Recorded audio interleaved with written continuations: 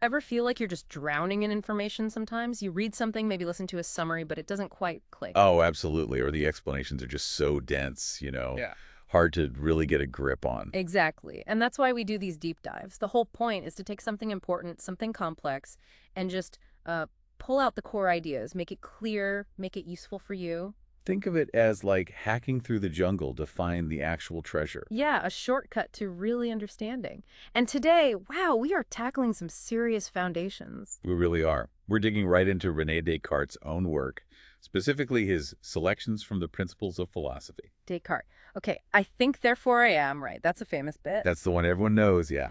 But this book, it's way bigger than just that line. Okay. He literally intended this to be the blueprint for all knowledge. Everything Yeah. derived from absolute first principles. So not just abstract philosophy stuff? No. He thought you could get from these principles to understanding, well, God, the mind, sure, but also practical things, medicine, mechanics, how the world works. Okay, that's ambitious. A Yep. blueprint for reality. Pretty much. So our goal here in this deep dive is to walk through his plan, see how he tries to build everything from scratch, right from these principles. And pull out those, really key insights, see what stands out. Exactly. So where does he start? Yes. What's the actual goal here? What is wisdom? What's philosophy even for? Right. Is it just for academics and dusty libraries? Not for him. He says philosophy is simply the study of wisdom. Full stop. And wisdom isn't just knowing facts, is it? No, it's a perfect knowledge of all that man can know.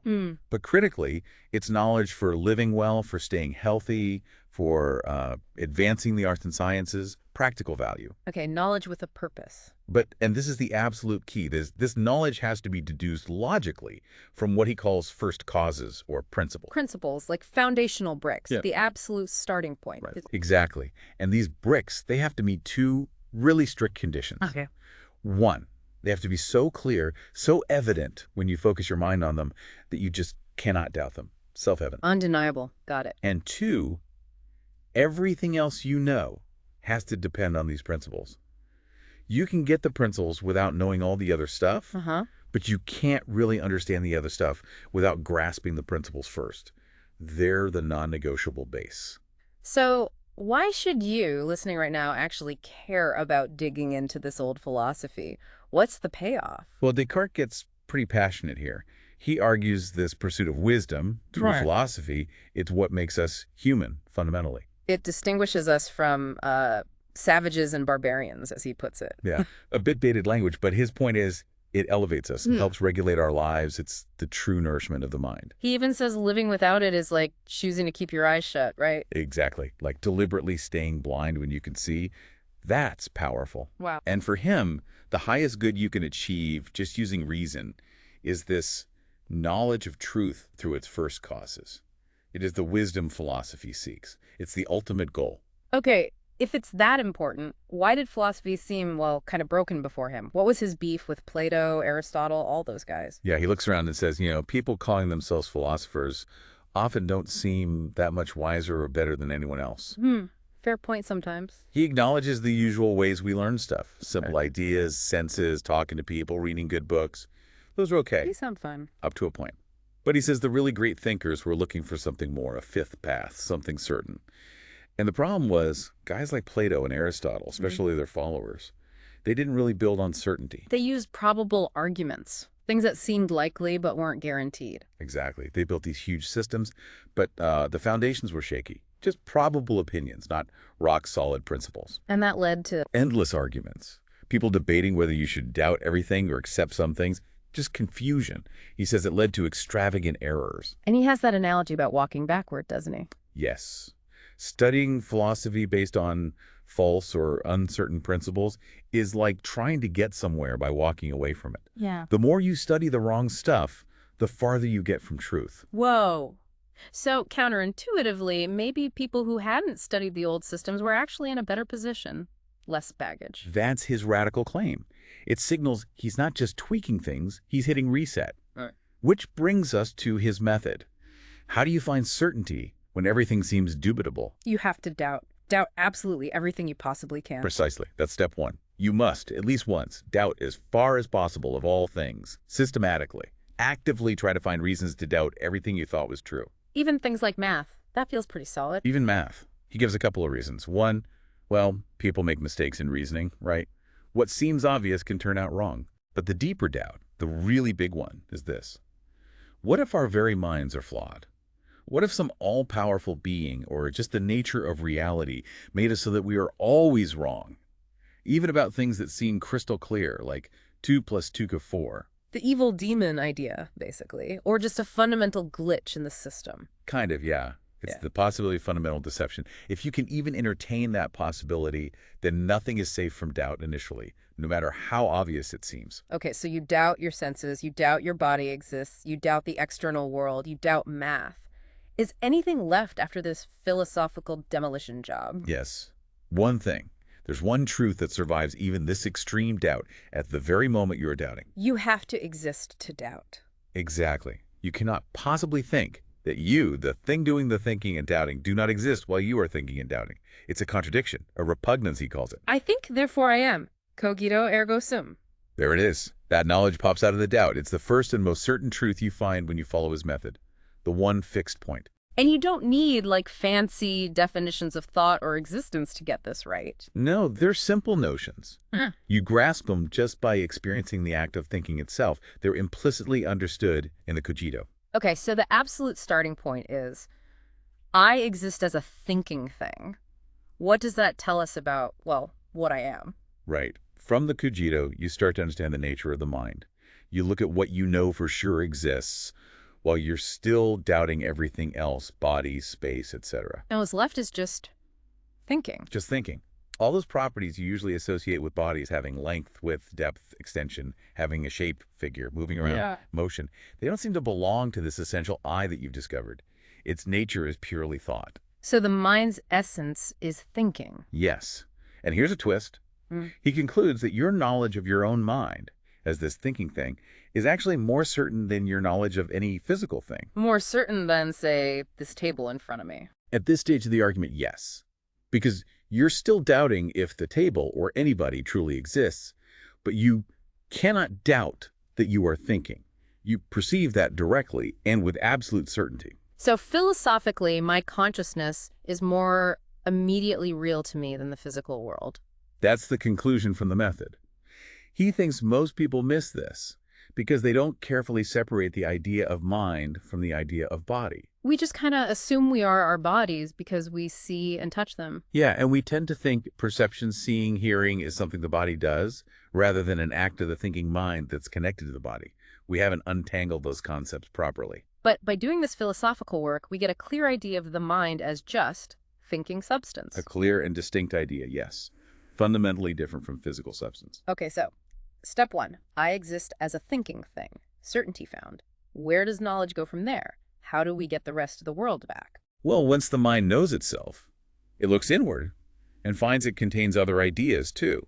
Ideas of numbers, shapes, logical rules, common notions or axioms, like things equal to the same thing are equal.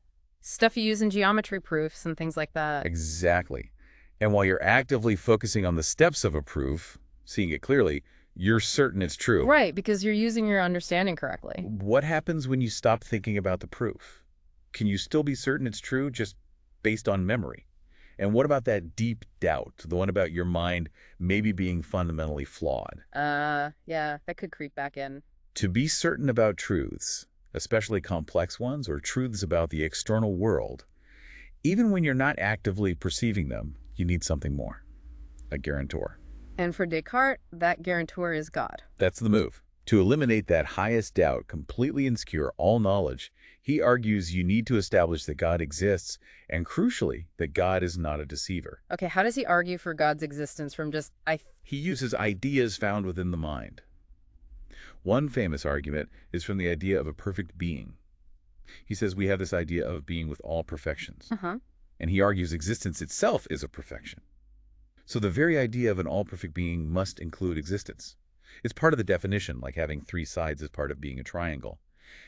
Our finite minds couldn't just invent this idea of infinite perfection. It must come from something real. So the idea itself implies the reality. That's the ontological argument, basically. Yeah. He also argues from our own existence as finite, doubting beings who have this idea of infinite perfection. We didn't create ourselves.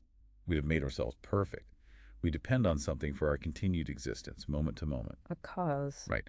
And that cause must ultimately have at least as much perfection as the idea of perfection within us, leading back to a self-caused, infinitely perfect being God. Okay, let's say we grant God exists and is perfect. How does that help guarantee our knowledge? Why does that mean our clear perceptions are true? Because, he argues, a perfect being wouldn't create us with faulty tools. God is the source of our understanding. An all-perfect God wouldn't design our minds to be fundamentally deceived when we use them correctly. That is, when we perceive something with absolute clarity and distinctness.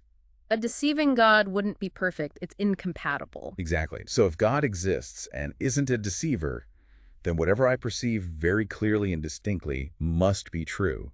That deep, nagging doubt about my basic cognitive faculties being flawed is removed. So math is safe again.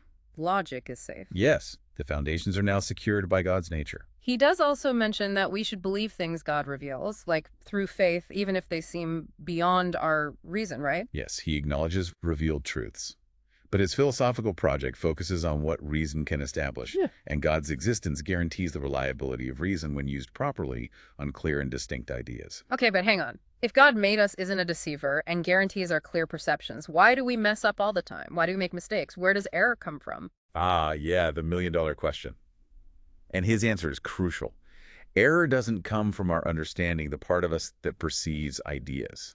God made that part fine. So it's not a faulty perception machine. No, error comes from the misuse of our will, the part of us that chooses, affirms, denies, judges. So it's not the tool, it's how we swing the hammer. Exactly like that. Think of error relative to God as just, an absence, a negation of truth. But relative to us, it's a privation, a lack of knowledge we could have had if we judged correctly. How does the will mess things up then? Okay, so the understanding presents ideas, some clear, some fuzzy. The will is our freedom to say yes or no to these ideas, to judge them true or false. And here's the key. Descartes says our will is, in a sense, wider or more extensive than our understanding. Meaning, we can choose to make a judgment about something even when our understanding of it is incomplete or unclear. We can leap before we look, intellectually speaking. Ah, so error happens when my will runs ahead of my clear understanding. When I judge things I don't fully grasp. That's precisely it. We judge without possessing an exact knowledge. We extend our freedom to assent beyond the bounds of what we clearly and distinctly perceive. But isn't having free will, even a wide-ranging one, a good thing? Absolutely. He calls it a high perfection. It's what makes us moral agents, responsible for our actions, worthy of praise or blame. The problem isn't having free will, it's using it carelessly in judgment. Error is a defect in our use of liberty, not in our nature as created by God. Right, so the way to avoid error is simple then. Just don't judge unless you're sure. That's the rule. Only assent to what you clearly and distinctly perceive. If you stick to that, you will never mistake falsehood for truth, because God guarantees those clear and distinct perceptions are true. You keep emphasizing clear and distinct. They aren't the same thing. No, and the difference is really important for him. A perception is clear when it's like right there, present and manifest to the mind, giving attention to it. Like seeing something bright in front of you. You're vividly aware of it. Okay, vivid awareness. Got it. A perception is distinct when it's also precise and different from all other objects, containing only what truly belongs to it. It's sharply defined, separated from fuzzy or irrelevant ideas. Like seeing that bright object and knowing exactly what it is and what it isn't, its precise boundaries. Okay. Can you give an example of clear but not distinct? Pain is his go-to example. When you feel a sharp pain, the sensation itself is usually very clear, right? It grabs your attention forcefully. Definitely. Impossible to ignore. But, he argues, it's often not distinct. Yeah. Because we immediately tend to make a kind of confused judgment. We think there's something in the injured body part that is like the feeling of pain itself. We mix up the subjective sensation in our mind with some assumed objective quality in the thing. Oh, okay. So the feeling is clear, but our understanding of what it is objectively is muddled. Exactly. Clarity is the vividness, distinctness is the conceptual precision, being free from confusion, and knowledge requires both. Right. So, if we follow this method, doubt, cogito, God, clear and distinct ideas, what does reality actually consist of, according to Descartes? What are the basic things we can know? He divides what we know into two big buckets. Things, or the affections properties of things, stuff that has real existence, independent of our thought, and eternal truths, things like logical rules that exist only in thought. Okay, let's start with the things, substances and stuff. Right, substance is defined as something needing only God to exist.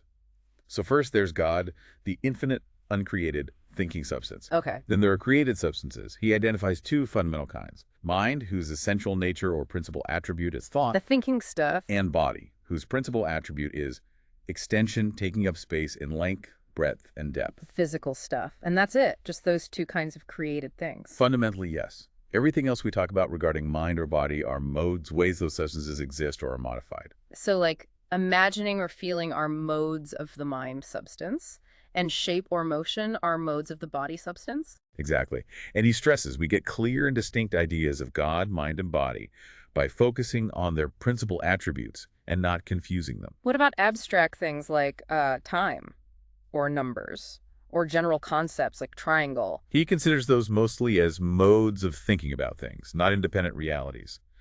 Time is how we think about duration, often by comparing it to motion. Numbers help us count things. Universals like triangle are ways our mind groups similar particular things. The general concept doesn't exist out there on its own. Okay, so substances, God, mind, body, and their modes. What about the other bucket, eternal truths? Those are the basic axioms, the self-evident principles of logic and mathematics. It's impossible for the same thing to be and not be at the same time. He who thinks must exist while he thinks, stuff like that. The rules of the game, almost. Yeah, fundamental truths perceived clearly by the intellect, though he admits sometimes our prejudices get in the way of seeing how obvious they are. So we have these different categories, thinking stuff, extended stuff, God, modes, truths. How do we keep track of how they relate or how they're separate? He talks about different kinds of distinctions, right? Yes, this is crucial for clarity. He outlines three ways things can be distinguished: real, modal, and of reason. Okay, what's a real distinction? That's the strongest kind.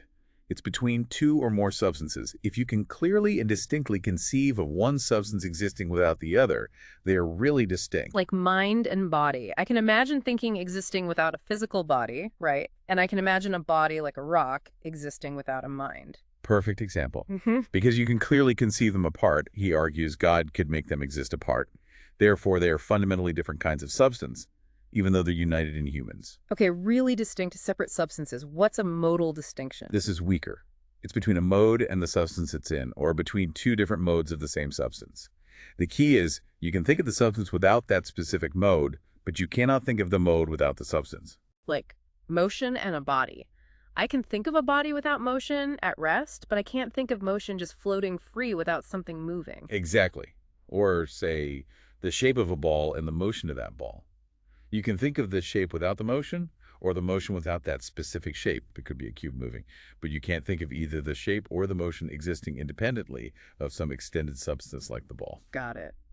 Property versus thing, or property versus another property of the same thing. And the last one, distinction of reason. This is the weakest, purely conceptual. It's not a real separation at all, only one we make in our thought, usually between a substance and an attribute absolutely essential to it, or between two such attributes. Like a body and its extension. You said extension is its essence. Right. You can't really conceive of a body that doesn't take up space. So while body and extension are different concepts we can think about, Yeah. they aren't separable in reality. The distinction is just in our analysis. Or between a substance and its duration, you can't have a thing without it existing for some duration. Okay, that classification helps. So focusing on body, its essence is just extension. What does that imply about the physical world? Well, based on clear and distinct perception, he concludes that wherever you find extension lengths, breadth, depth, you find corporeal substance, matter, body. They're essentially the same thing. And our own human body is obviously extended matter, but it's also somehow closely united with our mind, which we feel through pain and other sensations. Yes, mind-body union is a key part of our experience. But when it comes to knowing the external world through senses, he's cautious. Sensations mainly tell us what's good or bad for us, for the mind-body composite. Like heat telling me fire is dangerous to me. Exactly. It doesn't necessarily reveal the true nature of the fire itself. For that, we need the intellect and its clear ideas about extension and motion. So qualities like color, hardness, weight, those aren't essential to body. No. For him, the only essential property is extension. All those other qualities are either modes related to the arrangement and motion of the extended parts, like hardness being resistance to motion, or they are sensations produced in our minds by the interaction of external bodies with our senses. A body can change color, temperature, shape, but it's still body as long as it's extended. What about common ideas like things getting less dense, like rarefaction? He argues that's a confused idea based on senses.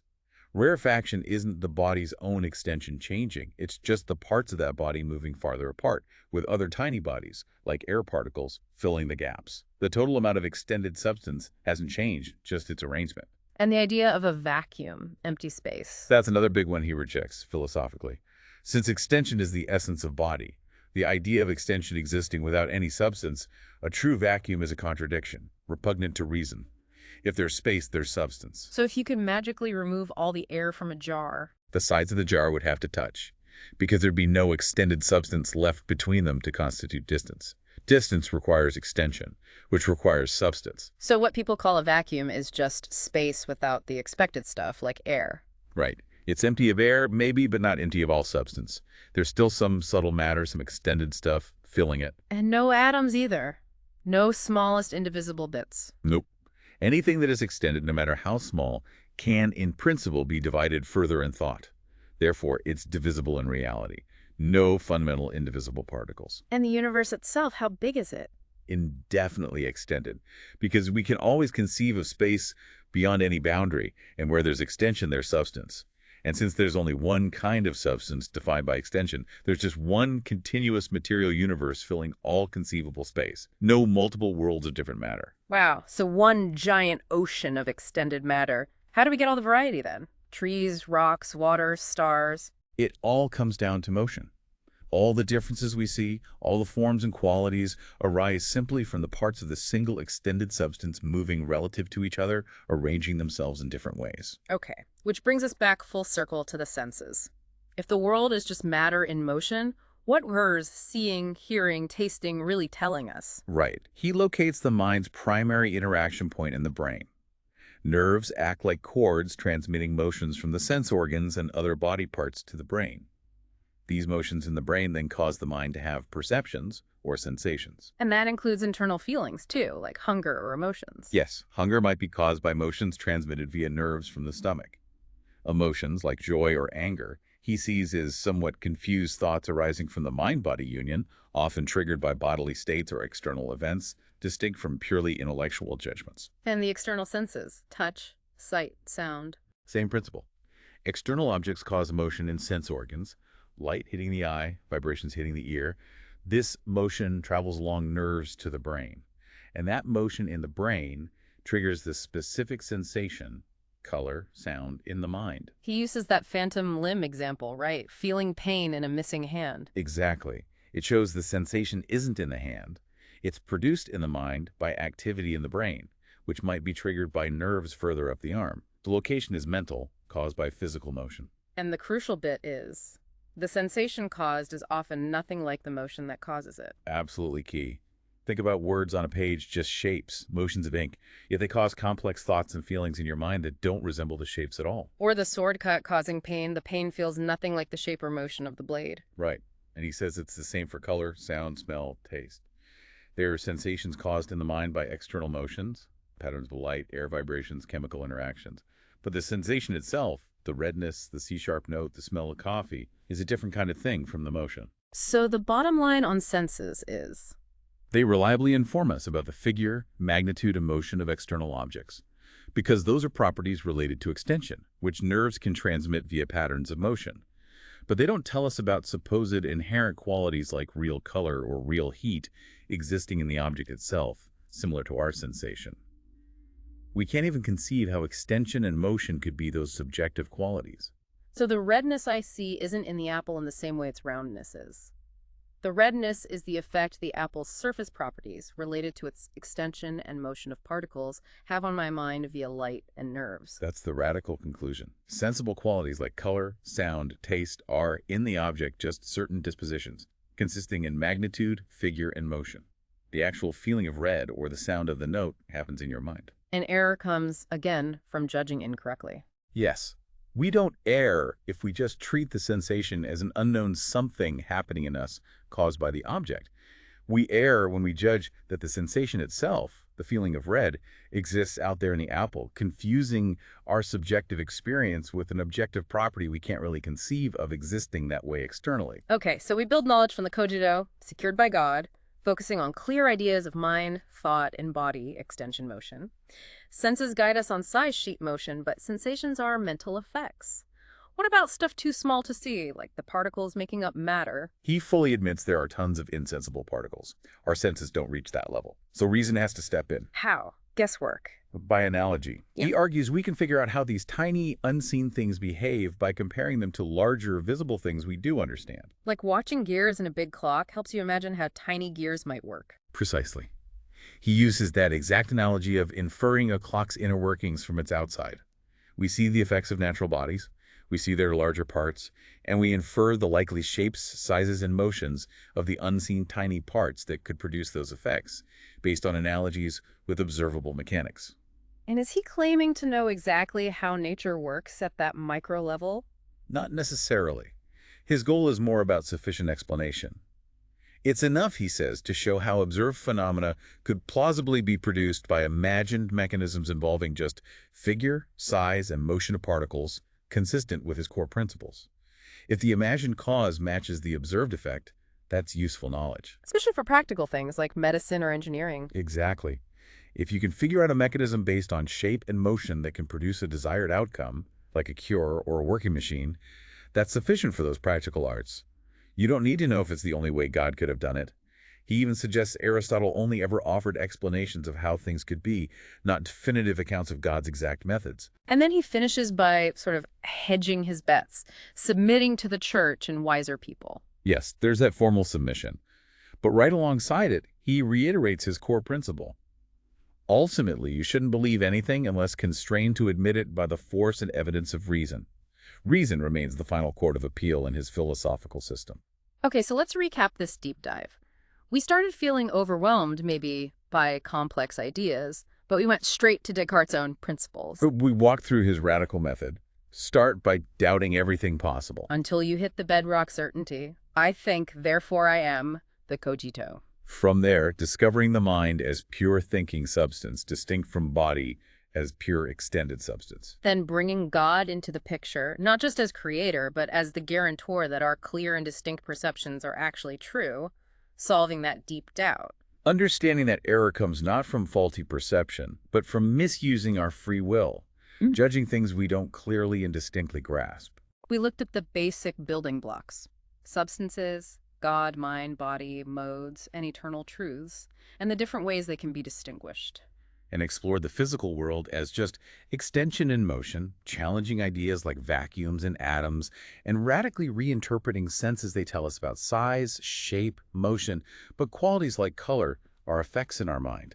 Finally, seeing how reason uses analogy to understand even the unseen micro-world, aiming for explanations sufficient for understanding and manipulating nature.